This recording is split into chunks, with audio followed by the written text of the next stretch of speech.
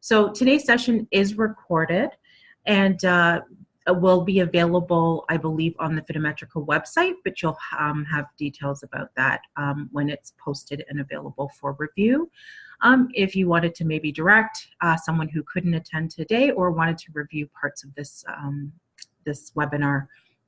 So again, my name is Marie Spence, and today's session is Making the Most of FinaMetrica.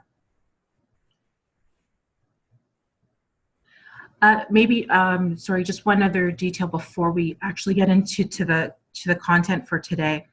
The actual audio or your audio is muted for the duration of the session, but there is a Q&A button, so you can ask questions related to the content as we go through. We do encourage, we want this to be interactive for you, more than just me sort of lecturing or speaking to you about FinaMetrica and its components. So if you do have questions, please feel free to type in the Q&A, and that is being monitored, and I'll try to address those questions as they come up. Additionally, we are reserving a few minutes at the end of the session, where if you did have additional questions and you'd like to ask those verbally, you can use the raise your hand feature, which again should be on the same menu for you, and I can unmute you and you can ask those questions at that time. All right, so getting into today's session. So FinaMetrica risk tolerance profile. Just a little bit about the risk tolerance, FinaMetrica and the risk tolerance profile toolkit. So it is a questionnaire that was developed with University of South Wales, as well as the London School of Economics. There are two versions to the questionnaire, so, to the test. There is the 25 and now a 10 question test. The 10, for some of you who have not maybe been into the system recently or not got the notification, used to be a 12 question test, and it has been changed to 10 questions. What we realized through just the statistical information coming through is that there was little variation or difference based on how those questions were being answered. So in an effort to be efficient and it doesn't skew results in any significant way, we've eliminated those questions. So I do have one. It says, I'm getting an echo effect on the audio. So if you are experiencing feedback, I would do one of two things. I would maybe turn, I'm not sure if you're, you might turn your volume down on your actual computer, or you can use the test features within Zoom and maybe just test your audio and video to see if it's myself or yours. Okay, so thank you for that confirmation. Someone else is advising that the audio is fine from their end. So maybe just trying to turn down the volume, see if you're maybe logged into two systems at once. Perfect. So as I was mentioning, what used to be the 12 question test is now 10 questions. The questions are written in plain English, so you can electronically send an invite to your clients out, and they can sit down and do this on their own without needing any assistance or without yourself as the planner or the advisor in your explanations, possibly, you know, sorry, I've just got another question here. I've got someone else that says no sound. Okay. Maybe just from the audience, I know that one person has said to me that they can hear me fine. With the audience, can we just get a quick raise of hands if you can hear me? And if I've got the majority of the audience, there we go, perfect. Yeah, so we've got hands going up. So anyone who isn't, I'm just gonna reply back here. Okay. Sorry, just give me one moment here. So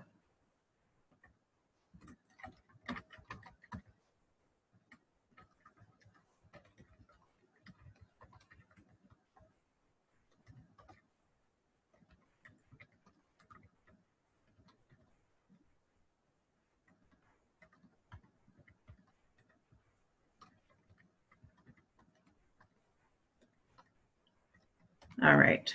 Sorry about that, guys. So turning on the volume works, no issue. So I'm just going through questions as we go. It says, I can hear you fine in Bulgaria. Perfect, thank you. Dialed in, not directly, not using computer audio. Okay, perfect.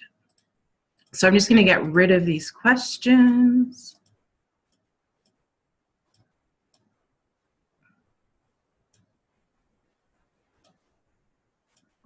Okay.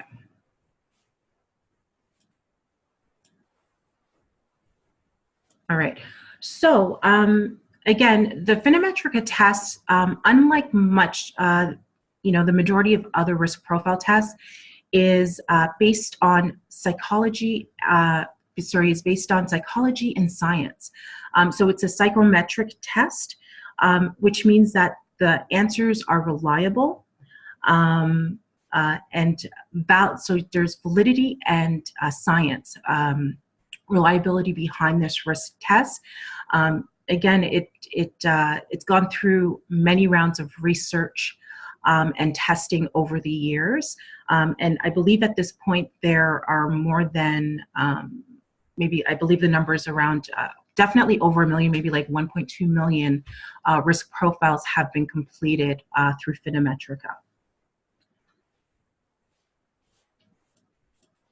Okay, so for today's session, what we want to cover is understanding and discussing risk tolerance with the risk tolerance profile with your clients. So once they've taken the test, the results are in front of them, not just going into recommendations or anything else. We want to basically go through the report, make sure the client understands, and get sign off in agreement on scores. The next piece is, now that I've got a risk score, what do I do with that? And we'll talk about how to connect the risk tolerance into making recommendations. And then the final piece we'll look at today is framing your client's expectations. So what tools or resources are in the software to help you frame clients' expectations, when we've got this volatility in the markets and we don't want them to sell off. So I do have a hand up, and I'm going to ask if you have a question at this point to type it in the Q&A. I will open up the line for verbal questions at the end. All right.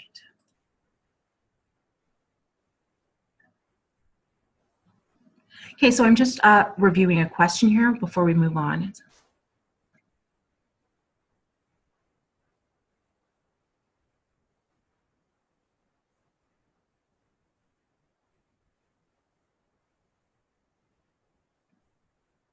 Okay, so the question here that says, well, the norming of the results may be statistically sufficient to meet psychometric standards. The results by themselves tell us nothing about the validity of the questions, surely. Okay. So there's a question at the end of that, and I'm not sure if that's necessarily a question or again an opinion. And what I will do is after we've gone through the presentation, any questions that have not been addressed after the presentation, I'd be happy to go through or to follow up with any of those additional questions. All right, so I do have hands up again. I'm going to ask that questions be typed in your Q&A.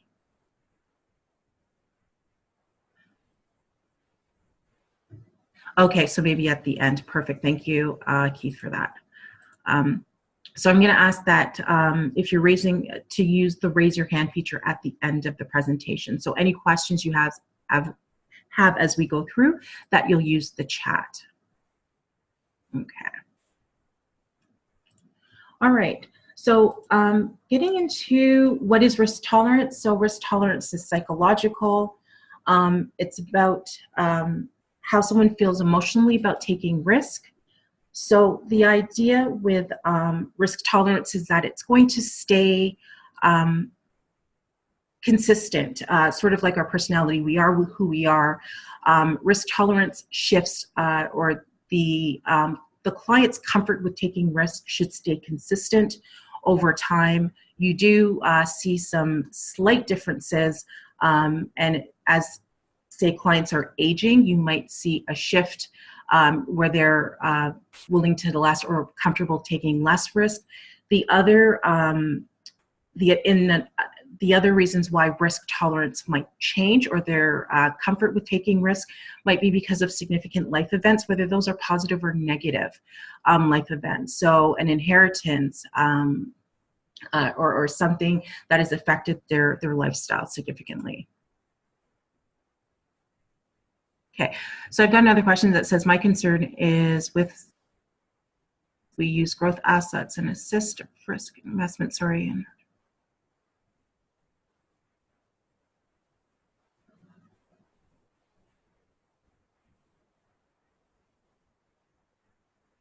Okay, so I've got questions flowing through, and we'll probably never get through the presentation at this point if I'm stopping to answer questions. So what I'm going to do, I apologize, I wanted to be able to address questions, but I was actually referring to asking questions as they came up related to where we were in the section, but I'm getting a stream of questions sort of all over the map. So what I'm going to do is if you do have questions, please continue to type them.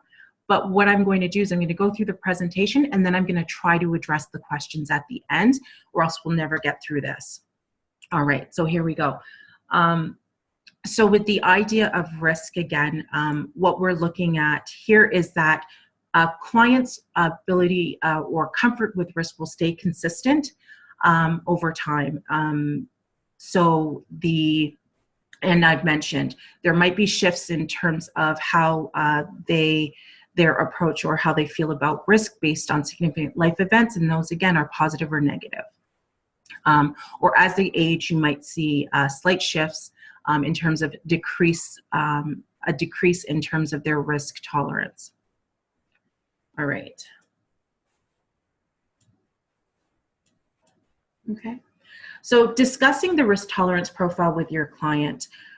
So once you've sent out the risk tolerance questionnaire, it's come back, you may give your clients the ability to review the test without you. So once you've sent it out, you have the ability to let the client see these results immediately, or you can withhold those results and the clients can come in and you can sit down and review it together. Again, as a best practice, it's completely up to you. It might be the piece that, gets the client back into the, the office, because sometimes appointments are hard to book. But ideally, once we've established what the client's risk score is based on the questions, it's important to review the entire risk questionnaire with the client. You're looking at their risk score, ultimately looking for confirmation that how their representative, how the risk group that they've been identified with, that it's consistent to how they think they are. So we're looking for just an affirmation that the risk group that they've been, based on their score, is consistent with who they are. We want to look at key differences, especially those key differences that are related to the investment questions. And I'm going to take you into FinaMetrica in a moment, and we're going to look at the actual report online because I think that will be helpful. And the last piece is adjusting the risk score if needed. So let me just see here. So the actual, the risk tolerance report. So here's a sample of a risk tolerance report, and there are 10 sections to the report. So what you have is the risk tolerance profile consistent with, so there were 10 sections. The first part there talks about the client score and the group or the population. So if they were, it's in this case in group 3, talks about the consistent, it talks about that group and how they, and their and their risk tolerance. So it gives a description of that group. In other parts of it, so in differences, what we see here is how the client sits in terms of their actual group. So it's a comparison to others in that group and how they've answered those questions differently, which again is something you'll want to go over and examine with the client. The expectation is that they'll typically answer most of the questions consistent with their group, but there will be some variations because, you know, we're, again, not robots, we're people. So there might be some slight variations, and we're not worried about where differences are few. We're worried about significant differences within their group. Okay, so then all responses, the all responses section and demographic questionnaire. So you'll actually see the risk responses, how they've answered the questions on in the report. And if you've included the demographic questions, again, this is optional. So this is, you know, questions about, you know, household income, things of that nature. So not relevant to how the risk tolerance test is scored. And then other pieces within the report, gap analysis, and we're going to take a look at gap analysis as well. And this is just where we link the client score to the acceptable, where they would be willing to take acceptable amount of risk, and linking that to asset allocation. So how much growth a client would be comfortable taking within their portfolio. Then at the last few, again, are just an explanation for the client, sort of in layman's terms, in why they're doing the test and understanding it, some footnotes, signatures, etc. All right. So at this point, what I would actually like to do is take us into the actual reporting itself. So I've already selected a client. All right, so I'm going to be using Megan Harris.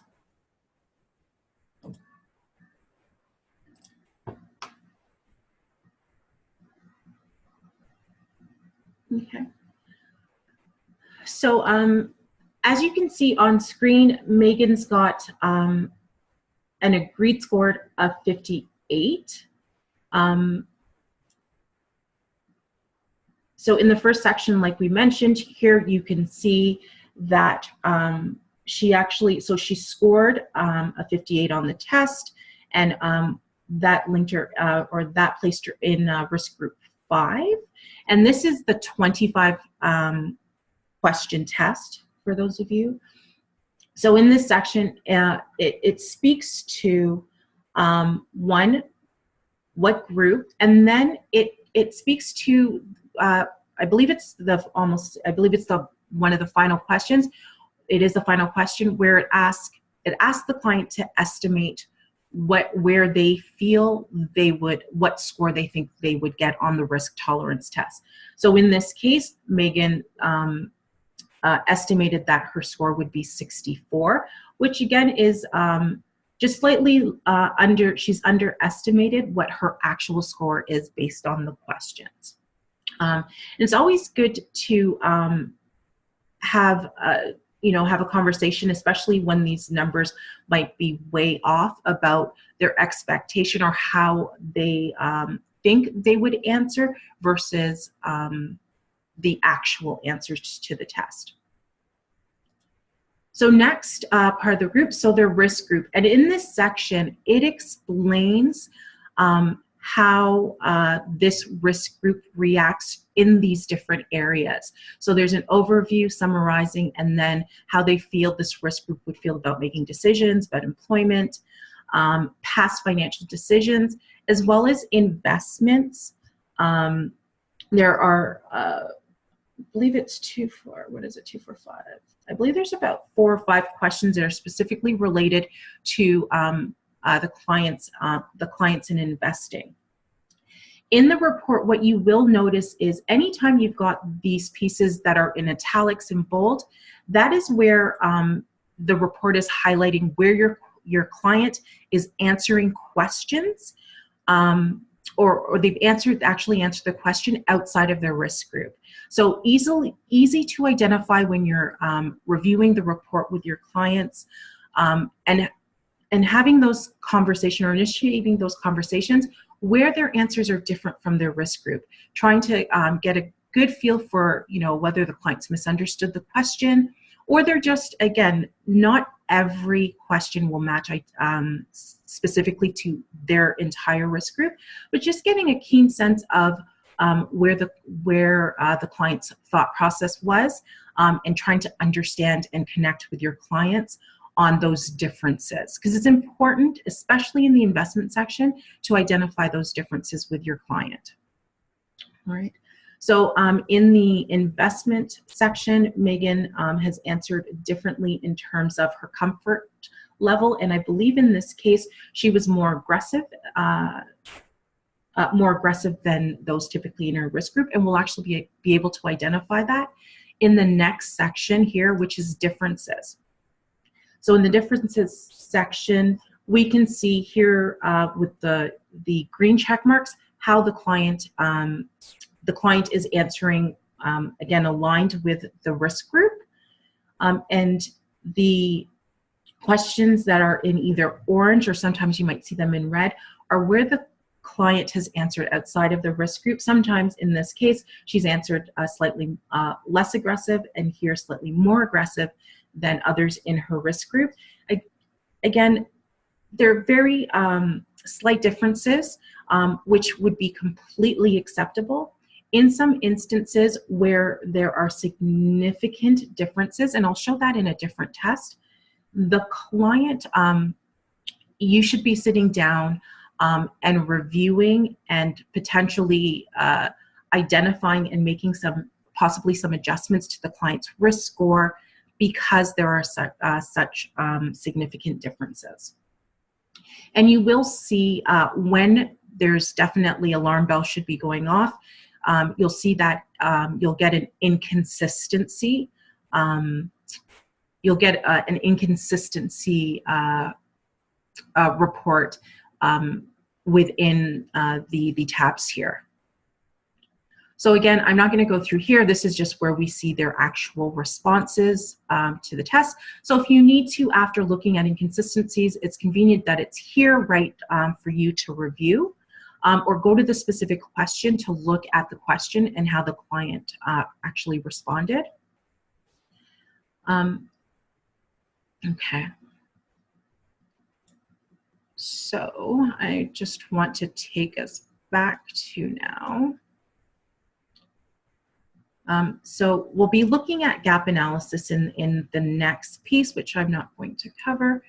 But ultimately, once you've gone through the report, you've looked at any differences or any inconsistencies with how the client is answering questions related to their group. At that point, you'll want to do two things. Once you've come to agreement and there's full understanding and you've had that conversation with your clients, you'll want to do a couple of things. If you're going to be looking at adjusting a client's risk score, and again, that's going to be using your professional judgment. If you want to make adjustments to the client's score, so maybe, putting them, adjusting their score, so you might want to be, adjust them down into the next risk group, for instance. So you might look at the range and have the client fall that way, or you can leave the agreed score. But one of the important things is once you're entering that agreed score, you want to make sure that you go in, one, to save, but you'll want to make commentary around the conversations you have. It's really, really important that you document the conversations so that it's here, saved in the report, so that when you're, again, going into making those recommendations, there's sound, or there's concrete, there's written documentation about conversations you've had with the client and their understanding of the score and acceptance and agreement for that. So you can make notes. So make lots of notes when you're having the conversation, and don't forget to save. Okay, because this will form a part of the report that you can download or will be on the system. All right, so I'm just going to take us back to PowerPoint. So we've taken a look at the report, discussing the differences with the client, identifying when there are differences that might be, room for concern, getting complete, so having that conversation for understanding with your client. Okay, so again, these are the pieces that go through. I just want to, sorry, I want to go back for a second because these I've looked at inside the presentation. Okay, so we've looked at the risk score. We've talked about confirming that report for accuracy. So does this feel like the client?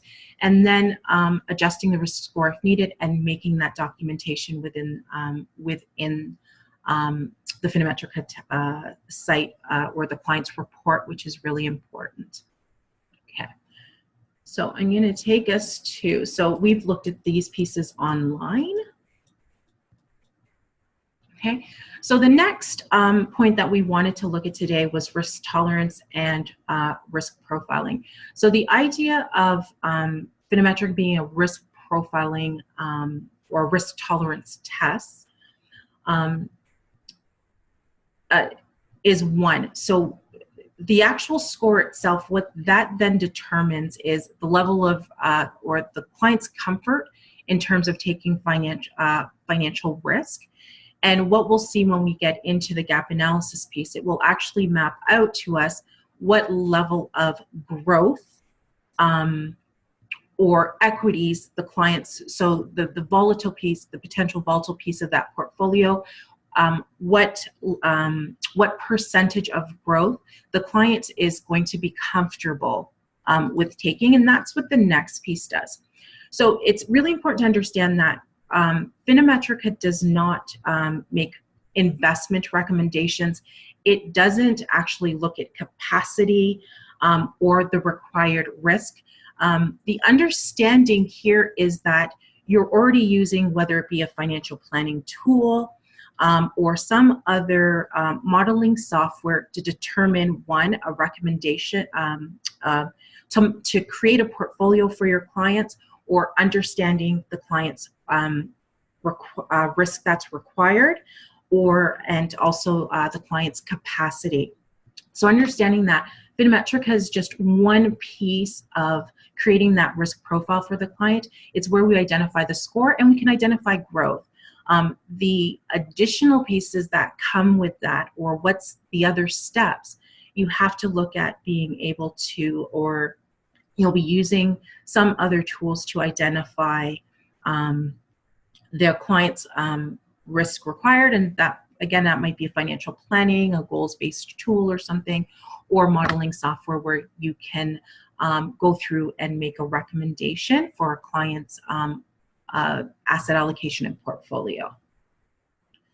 So let me just take us to the next. So connecting risk tolerance to investments. Here, again, you want to be able to, through the gap analysis, we want to compare the risk tolerance to the required need, and we'll take you into the software and show you how that's done. Okay, and then there's going to be some work around resolving any gaps that might exist, and so that's meaning the client is comfortable maybe at 50% growth assets, but the required risk, the required risk might be 70% growth to achieve their goals. So how to resolve those gaps. Okay, and then there's using standard asset allocation. So within the software, you're able to add in your own model portfolios in FinaMetrica in the portfolio section, so that you can actually lay over. You can do a layover of whether you've got conservative, growth, equity, sort of these model portfolios that you typically go to for your clients. you can lay that over the client's gap analysis, and then identify what might be appropriate, what model portfolio would be suitable for your clients. So I'll look at that in a moment. Okay, so again, the gap, just some of the context behind it. So the gap analysis identifies what you'll actually see is the amount of growth, so property or shares or equities that the client would be comfortable with. Okay, so we identify the growth assets. Okay, so for instance, if someone had a score of 32, so this is, again, as an example, we're just throwing a number out there. So if a client had a score of 40, they would be comfortable with, let's say, 32% risk with growth assets within their asset allocation or portfolio. But understanding, again, that there are ranges, because if someone, let's say, is comfortable with 32, they might be as well comfortable with 30, slightly above or below that. So we look at the actual ranges in terms of the growth assets.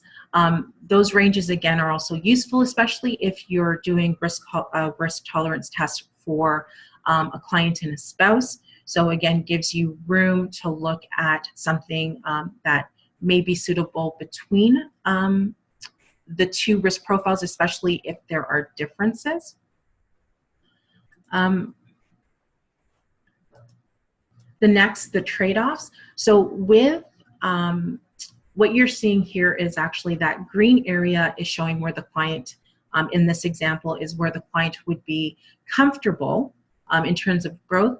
And then it's got areas just outside of that on that bar where clients would be, again, a little bit more uncomfortable, or again, these are areas where the clients are completely outside, where you see the red, completely outside their level of comfort.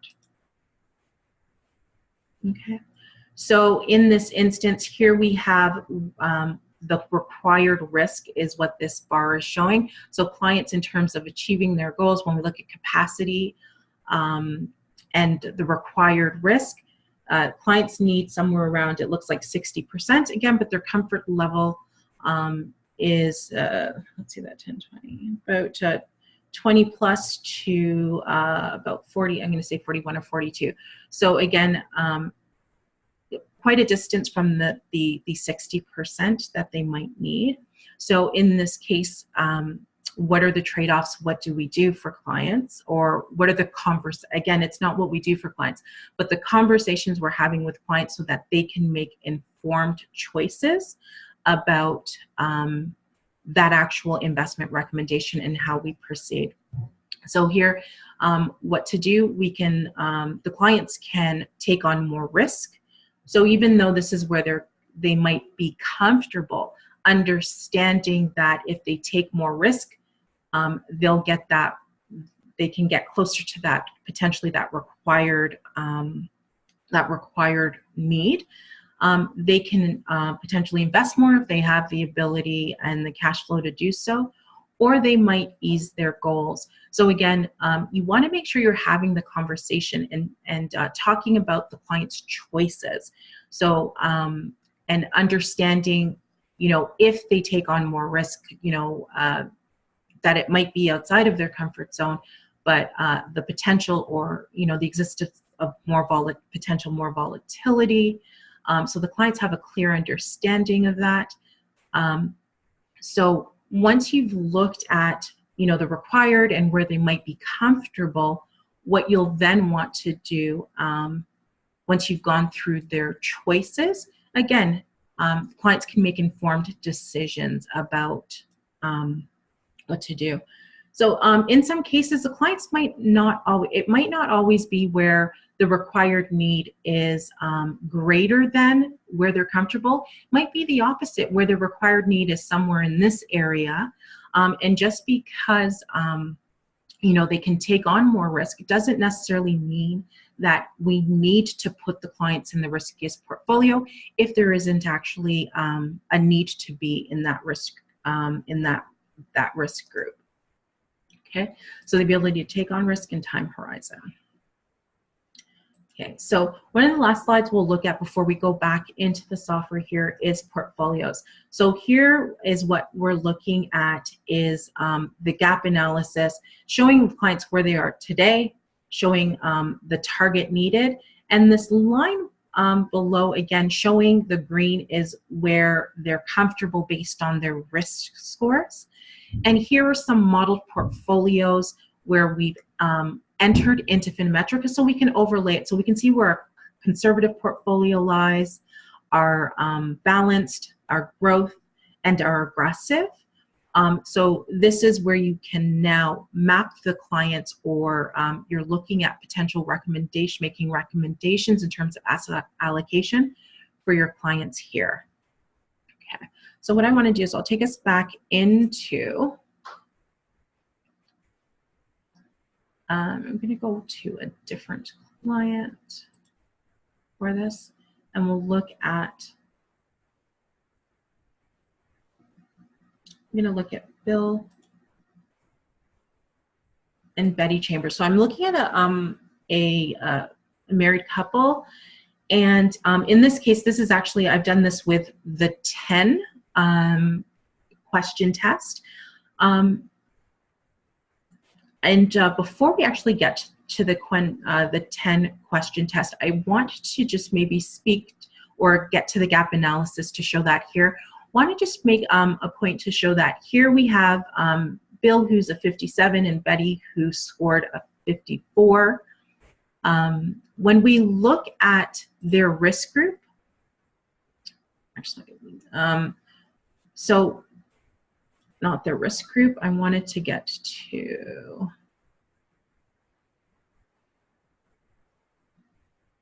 so differences, sorry. So in this case, we have where Bill has answered quite a few questions outside of his risk group, 4 questions, but again, not even just the number of questions, but he's answering sort of all over the chart. So he is a high, but he's answering some questions very high, and he's answered some questions very low. So there's a lot of inconsistencies. And when you have that on the test, the 10 question test, the system will actually itself say that there's an inconsistency and will suggest that you know, that you go back through the risk tolerance test with your clients. So we'll actually highlight that there's inconsistencies. One of the other differences with the 10 question test that you don't see on the 25 is the algorithm will actually do an adjustment to the client's risk score based on how they've answered.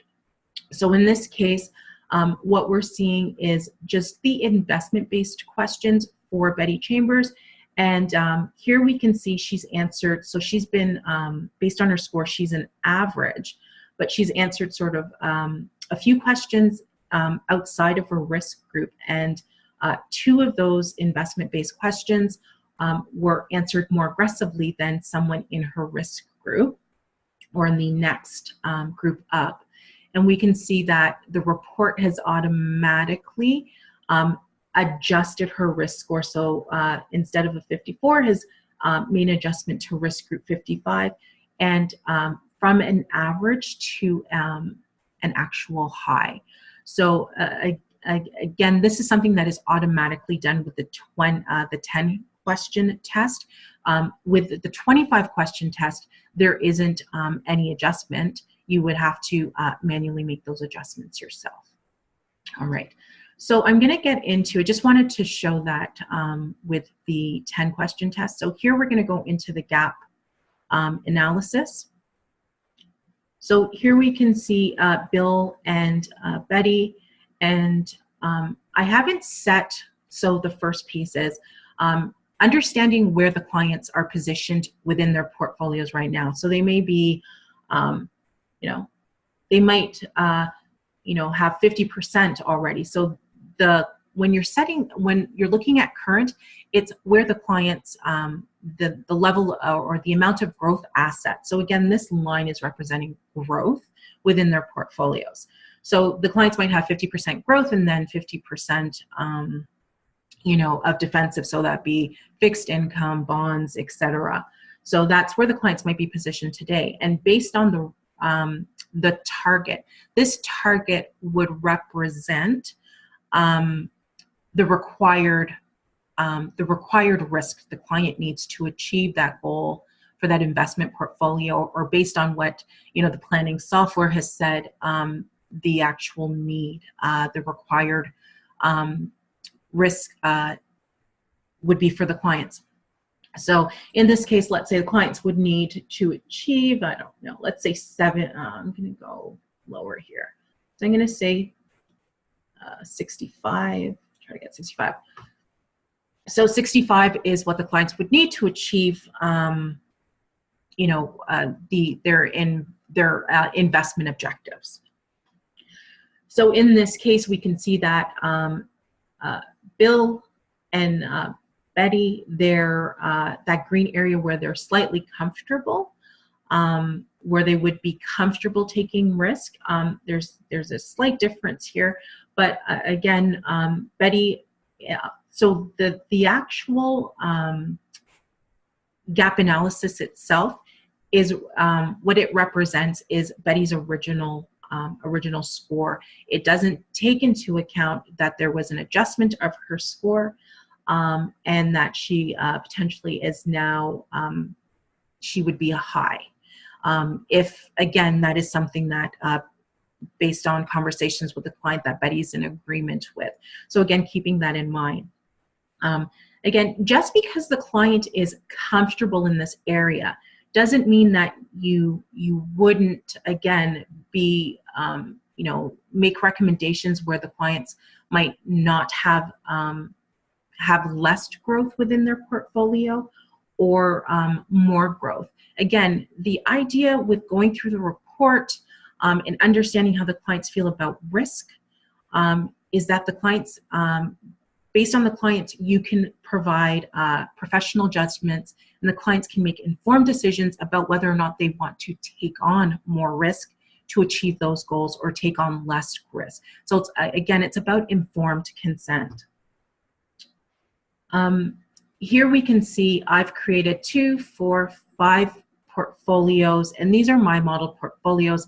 And I've gone into the, if you look to the left here, my portfolio section to create those. So I might typically have, specific model portfolios, so conservative, and, it's got so much equity in it, whether that equity be, locally, internationally, emerging markets, real estate. But the idea is that you might have constructed portfolios that you commonly use with your clients, and you can add them here. So it's easy to once your clients have done the risk tolerance, to just then be able to identify which of your model portfolios would be suitable for your clients. So you can see how it overlaps, again, the client's gap analysis. How you actually create those investment portfolios, and I'll just take you in there quickly, is under My Portfolios. And I'll just add one new group quickly so that we can see that done. So I might call this very conservative.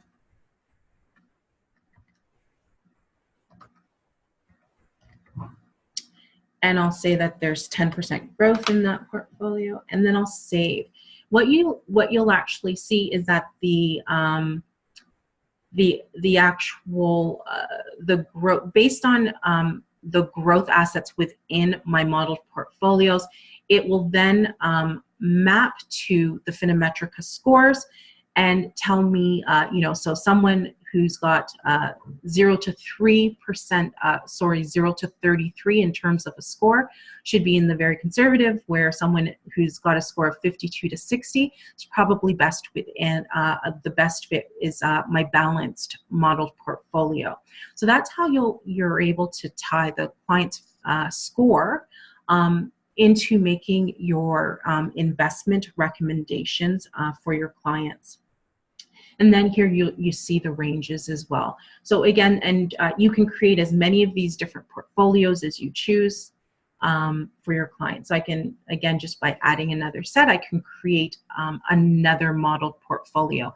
I might have one, based on clients who have, a smaller book, or I might have one for, higher net worth clients, because we're using a sort of a different model to make recommendations for a higher net worth versus sort of my middle market. So again, that pre-work can be done. So once you've done those scores, it very quickly, you can get to those recommendations. So I'm going to now just go back to our clients and to take us into just that final piece here.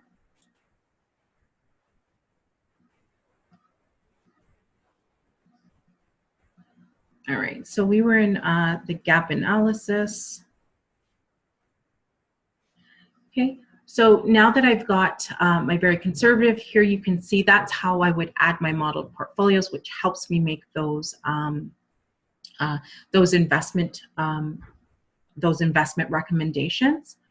And one of the last pieces that we're looking at today is understanding how to set the right expectations for clients.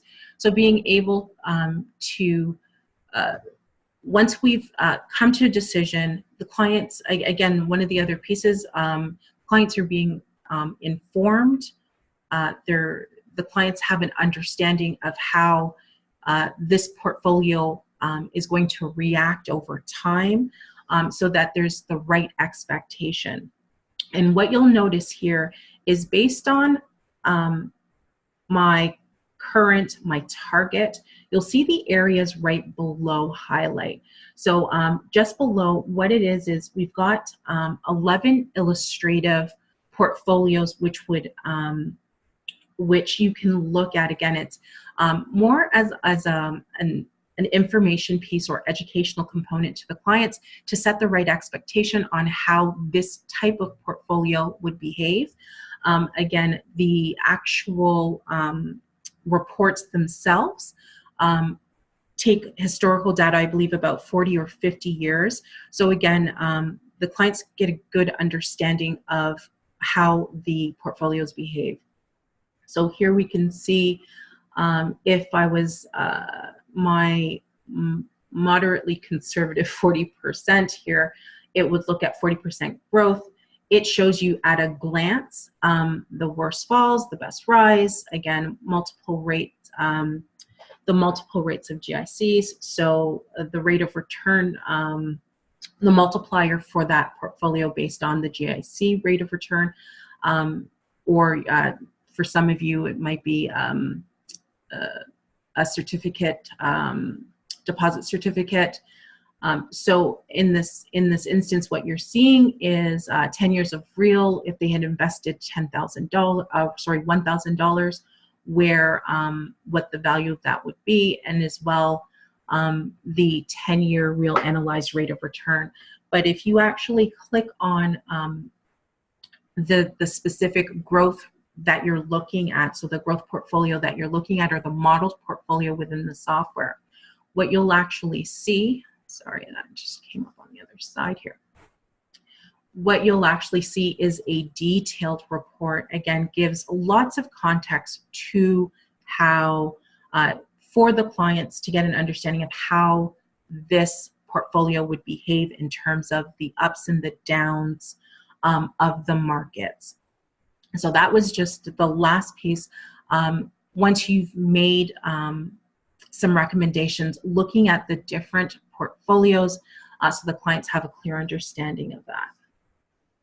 All right, so we've got about 10 minutes left. I just want to take us back to the presentation. So we talked about framing investment expectations and how you can do that within the software by looking at illustrative portfolios to model that. Okay, and we've just looked at these online. So at this point, what I'm going to do is I'm going to see if I'm going to try to answer as many of the questions that we have within the Q&A. As well, at this point, if you did want to ask questions verbally, you can raise your hand to do so. And if you want to ask your questions verbally, I can unmute you to do that. So I do see hand raised at this point. I'm just going to take a look at a question in the chat. I'm going to ask that you use the Q&A instead of the chat because it's a lot easier sort of than going back and forth. But there is a question in the chat that I'll answer first. It says, in terms of framing expectations, can you comment on the phrase moderately conservative and why you emphasize conservation of principle versus conservatively moderate to emphasize it is beyond. Okay, so that portfolio, when I built in, I really didn't give it any thought. I was up earlier today, so it probably you know, I guess the point of your message is that portfolio wouldn't, I don't think anybody would construct a portfolio that said moderately conservative. You'll probably do conservative, moderate, you know, growth, aggressive growth, those types of portfolios. That's just me typing, and there isn't any common there isn't any educational component to it, or there isn't rhyme or reason. It was just me being silly. So there's no value in that actual name. The idea behind that was just that you can see you could add in your own modeled portfolios, and you might use different titles. You might not say balanced. You might call your portfolio 60-40 or 30-20 or whatever that might be. Okay. So hopefully that answers your question about moderately conservative, which again is not a lot of sense. Okay, so question here. I've got a question that says, my concern is that we use growth assets to assess the risk of an investment. There is no underlying analysis of the growth assets and categorizes them as the same.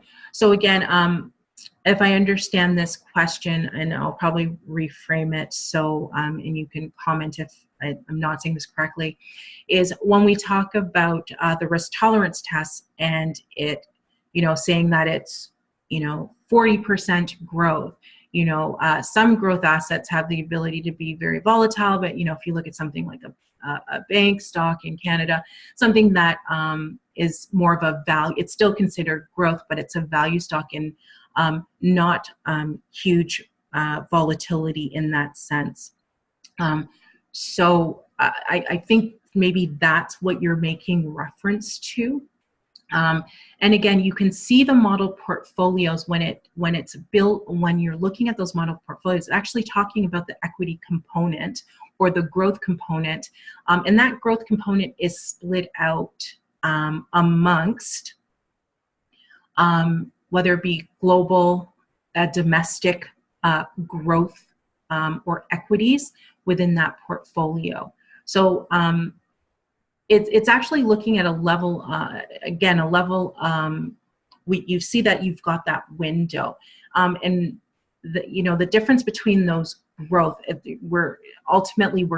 I think when we get down to the idea of investment, we're looking at a rate of return is where we'll typically get our capacity, the risk capacity or the risk required for. So whether that is, you know, a value or, you know, a volatile stock or, you know, something that's very volatile, the idea is that the client would be comfortable with growth in that component. It said, I'd love to confirm the numerical result is the amount of equity an investor can tolerate than a given. So no, a risk score of 45 does not equal 45% percent equity or growth within the portfolio. The actual gap analysis that we showed before shows you the range, and it will link that range to the growth itself. So it's not, so my score is 50 and it should be 50 growth. That is not the connection, no. Okay, so the next question I had was, for example, equities in the UK. Oh, sorry, this is going back, I believe, to the first question where we were talking about when we talk about growth assets, the type of growth assets can be sort of very different. So equity, UK equity and emerging markets equity would be classified the same, but currency risk and volatility isn't accounted for. Again, the idea is that you're putting your clients in growth and you're using your professional judgment to do that. I think the other piece that you look at as well is that we're not saying it's 50%. We're giving you a range in terms of your growth. And, you know, I'm going to say, you know, the product bias that you might choose. So you might, you know, or, you know, based on doing your own due diligence, you might be comfortable with, you know, ABC set of stocks or investments and make those recommendations based on that piece of the puzzle.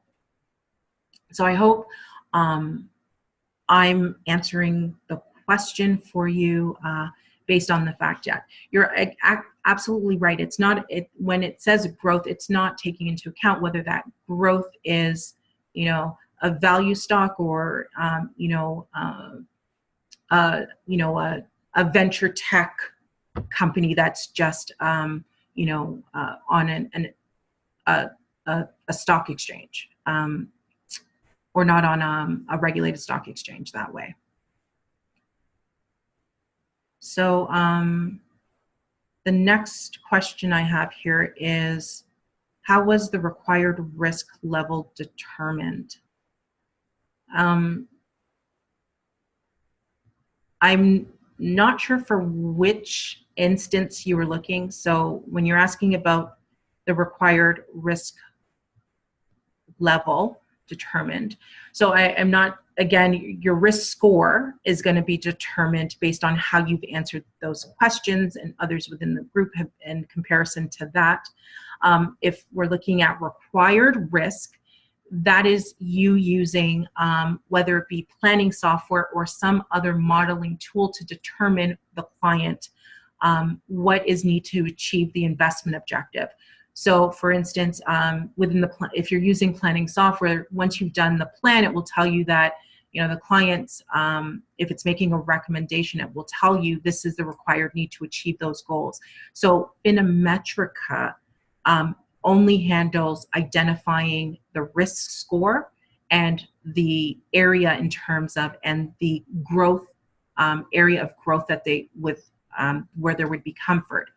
Those determinations would, for the required risk, you would be using other tools that you have within your practice to determine required risk. So what I'm going to do here, I want to go to, I had raised hands, and I want to answer some of those questions with raised hands. All right, so I've got Cheryl. I'm going to promote you here, and then you'll be able to unmute your mic and ask those questions. Ask your question. So Cheryl, if you wanted to go ahead. Can you hear me? Hello? Can you hear me? Yes, I can. Okay, great. My question had to do with the pop-up boxes of data when you're looking in the gap analysis, and you're when you see, you know, worst year fall or best, you know, return by, yeah, there we go. Right. By growth asset. So how often are those numbers updated? They're actually updated annually, I believe in February. So these have recently been updated. If you actually look at the report, you'll see the last update, but we do it annually. Okay, great. Okay.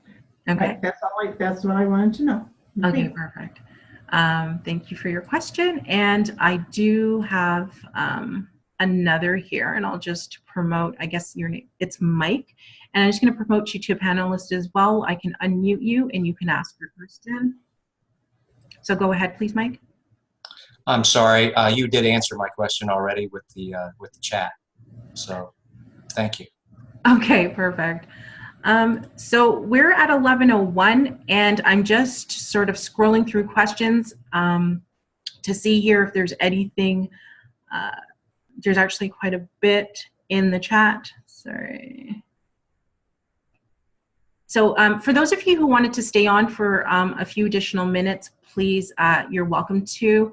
I will, so I'm just, so are there available model portfolios by asset allocation cash fixed for each risk profile class? Sorry. I believe that question is the modeled portfolios or the illustrated portfolios below, as you see. When you bring those up, it actually shows you an actual complete asset allocation. And again, you know, you should be using, again, it sort of, if you want to use that as a starting point, you're more than welcome to. You can go through and view those. And again, this is something that was selected, and I'm using Canada, but based on your jurisdiction, whether you're in the UK or Australia or otherwise, you'll get illustrative portfolios related to your jurisdiction. So that might be helpful.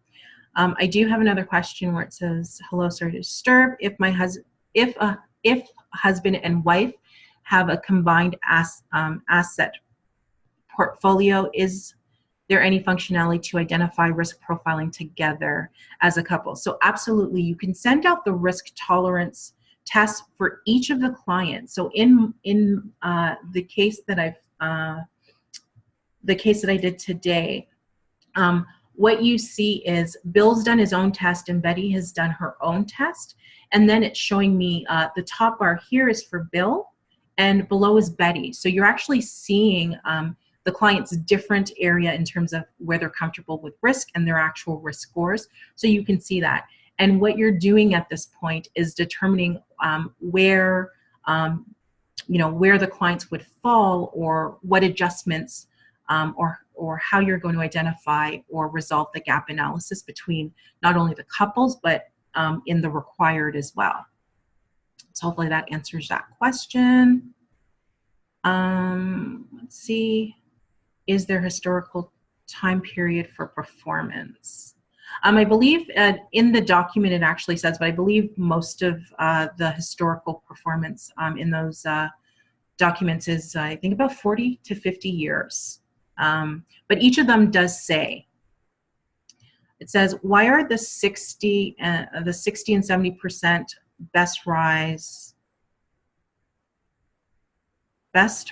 lower than the 50% best rise? Let me just see here. Let me go to, so the 60 and 70.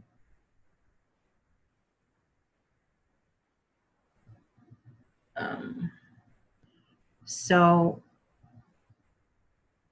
I don't, so the best rise. Okay, here we go. Why are they higher?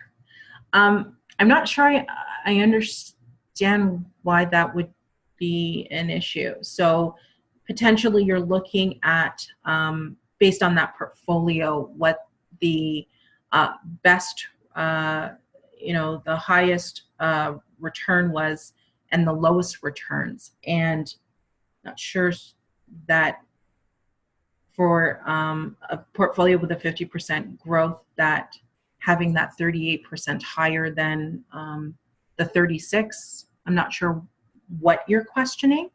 Maybe if you wanted to follow up with that.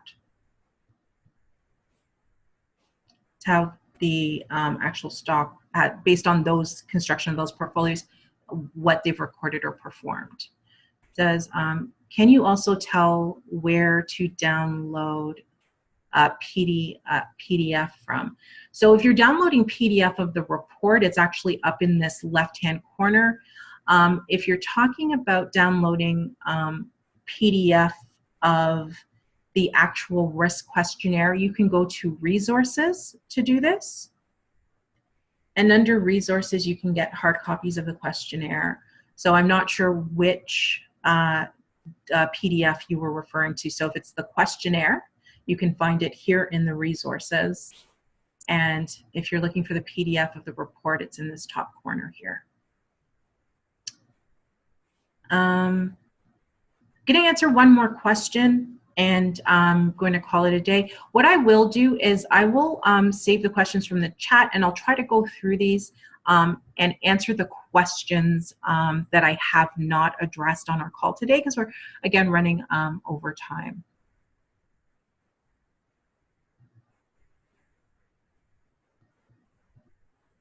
Okay, so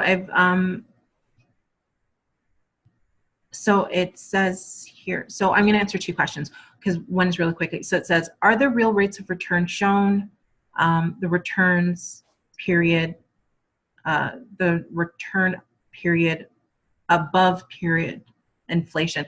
So in the actual illustrated portfolios, it shows you nominal and real rates of return. So both, you can see both within the actual report. Next question I have here is when would you advise the 10-question version be used?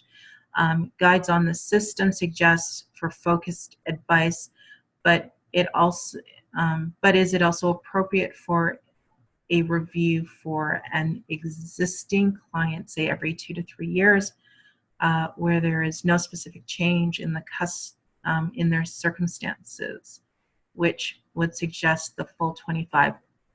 So the question in regards to when you use the 10 or the 25, when you're using the 20-question test versus the 25-question test, I don't think you're not actually looking at using one or the other based on changes in the client that you're looking for change, or that there might be no change. The actual, if you're using the 25-question test, you might be more investment focused. It's got a lot more investment sort of based questions in it. So using the 10-question test doesn't have to do with whether or not you think there are any significant changes. It's more about the needs of the clients that you're servicing, that you would be servicing in that area. And again, you'll want to test the clients if there are no significant changes. You can do that annually when you look at their portfolio, and you should be using the same questionnaire. So when you're retesting the client, you should still be using the 25. And if you start clients with 10, there isn't an issue if you upgrade. Like, you might start a client again where you know, they've got a smaller portfolio with you or something, and you do the 10-question questionnaire, and then along the lines you're doing more advanced investment planning and management with the clients and want to promote them to the 25, where you get a better analysis that way. So it's not about whether or not there's specific circumstances or you think their risk might change while you would go between the two tests.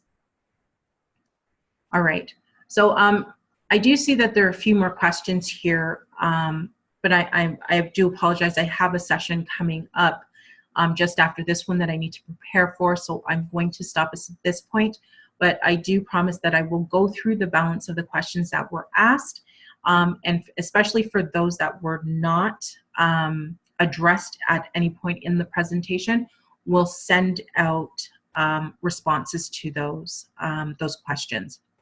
I'd like to thank everyone for taking this time out with us today. Hopefully you found value within these sessions. Again, these FinaMetrica training seminars or informational seminars are going to potentially we're looking at doing these on a monthly basis, and you should, if you visit the website, you should see more about other upcoming training sessions for FinaMetrica. Again, I want to thank you for joining us today, and have a great, for some of you, day, afternoon, morning, or evening. Take care now.